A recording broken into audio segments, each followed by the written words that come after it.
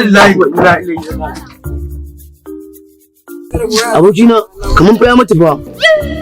Ya mutu kuma mu da muke tafiya kuma a 20 kuma za ka ce ya mutu? In kana da garantin yana da ko baya da ya kamata mu je asibiti. Ba auna shi a tabbatar da haka. Sai ya muka je asibiti da wannan akwai problem sosai. A san me abokina? Dan zo da yake dinde.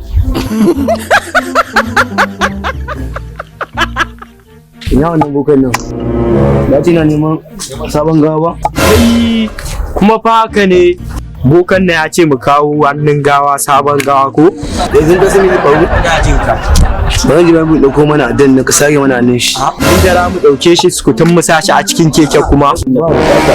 Kai mu cira hannun shi ma Aisha. Oke mu cira hannun shi. Shiga ka dauko to.